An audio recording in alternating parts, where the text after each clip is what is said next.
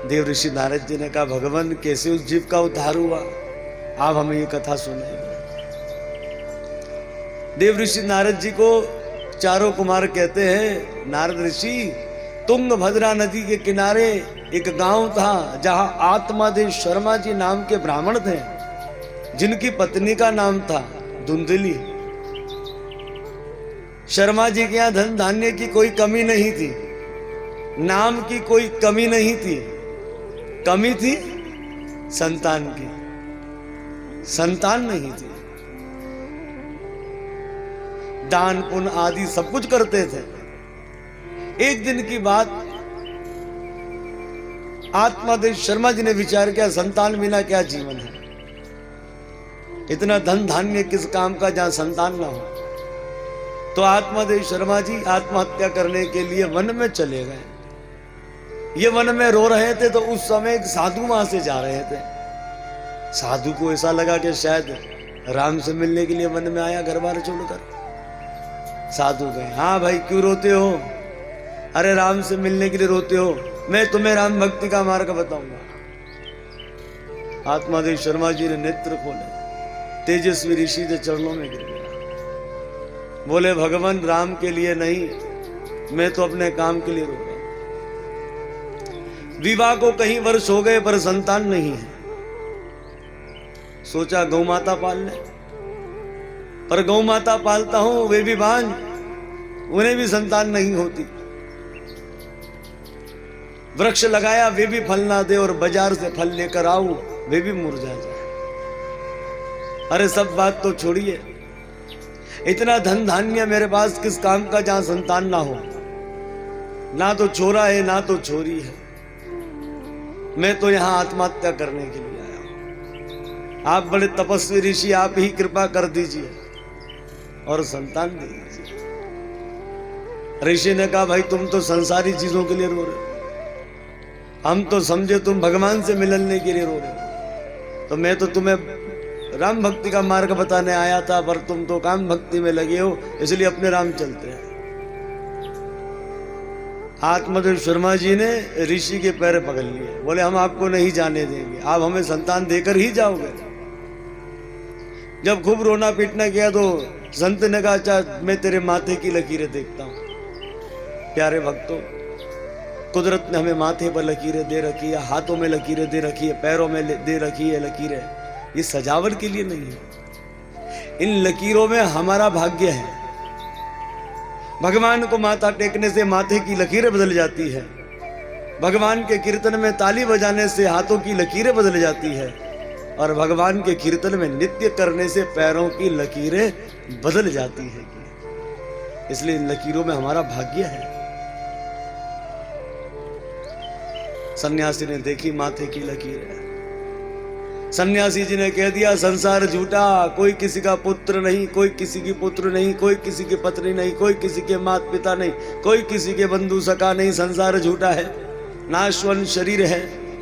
संतों का संग करना चाहिए, भगवान की कथाएं श्रवण करनी चाहिए, भगवान के भक्त बन जाना चाहिए, घर का त्याग कर देना चाहिए, वन में रहना चाहिए।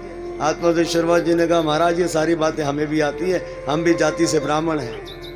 काम की बात बताओ कि हमारे भाग्य में संतान है कि नहीं। उस समय सन्यासी जी ने कहा, एक नहीं 7 जन्मों तक तुम्हारे यहाँ संतान का कोई योग नहीं है। अब तो आत्मादेव शर्मा जी ने संत की जोर से पैर पकड़ लिया। बोले, दे रहे हो के नहीं? बोले, नहीं है भाग्य में। बोले, दे रहे हो के नहीं? बोले, नहीं है भाग्य में। तो आत्मादेव शर्मा जी ने कह दिया, ठीक है, मैं आपके चरणों में सर पटक पटक कर आत्महत्या कर लूंगा, और आत्महत्या का पाप आपको लगेगा। संत ने कहा, भैया आत्महत्या आप करो, पाप मुझे क्यों लगे? तो आत्मादेव शर्मा जी ने कहा, हम तो इस जन्म के लिए रो रहे थे, आपने तो 7 जन्मों की फाइल को खोल दिया। अब तो मैं मर भी सकून से नहीं सकता, इसलिए लाओ मुझे संतान दो, नहीं तो मैं आत्महत्या करूंगा आपके चरणों में। संत ने कहा, ठीक है, रोना धोना बंद कर, ये ले फल सेब का, तेरी पत्नी को खिला देना, गर्भवती हो जाएगी। अब तो ये संत के सामने उछल कूद करने लगा। दौड़कर अपनी पत्नी से गया, हाजी सुनती हो, अब तो हमारा भाग्य भी जागृत हो गया है, तू गर्भवती होगी, ये साधु ने मुझे फल का प्रसाद दिया है, इसे खा ले। पत्नी के मन में कपट भरा पड़ा था। पत्नी जी ने कह दिया ठीक है, साधु का प्रसाद है, स्नान आदि कर कर शुद्ध होकर खाऊंगी। इसने कह दिया हाँ खा लेना। बोले हाँ खा लूंगी। चले गए। एक दिन धुंधली की सहेली आई। अब धुंधली ने अपनी सहेली को सारी बातें बता दी। ना जाने मेरे पति देव ये फल कहां से लेकर आ गए, इस फल को मैंने खा लिया, अगर मैं गर्भवती हो गई तो गर्भवती स्त्री ना आ सकती है, ना जा सकती है, ना गा सकती है, ना नाच सकती है। और तो और कहीं अगर डाकू कहीं चोरी करेंगे, डाकू आ जाएं, सब तो भाग जाएंगे, मैं कहां भागूंगी। अरे सुखदेव जैसा अगर कोई पेट में बच्चा आ गया, 12 वर्षों तक पेट में रहेगा तो मेरा क्या होगा। अगर बच्चे का जन्म हो जाए और बच्चा नंगड़ा पैदा हो तो पूरे जीवन मेरा उससे संभालने में चला जाए। और तो और बहना, बच्चे जो मलमूत्र कर देते हैं उसकी दुर्गंध भी मुझे ठीक नहीं लगती। इस तरह अपनी सहेली को अपना दुख बता दिया। इस बात को भक्तों महीना हो गया, उस फल को उसने खाया नहीं और फल मुरझाता नहीं था। उसी गांव में धुंधली की छोटी बहन थी, मिलने आ गई एक दिन और इसने अपनी छोटी बहन से भी पूरी कथा सुना दी। ना जाने तुम्हारे जीजा जी ये फल कहां से लेकर आ गए, अगर मैं इस फल को खा लूं, गर्भवती हो जाऊं तो मेरा क्या होगा। और मुझे चिंता ये सता रही है, फल तो मैंने खाया नहीं, गर्भवती तो हुई नहीं। अरे तेरे जीजा जी को पता लग गया, वो तो मुझे घर से निकाल देंगे। छोटी बहन ने कहा चिंता क्यों करती हो, मेरे 1 महीने का गर्भ है, जैसे ही मेरे संतान होगी मैं तुम्हें दे दूंगी। और तुम्हारे दामाद तो वैसे ही लालची है।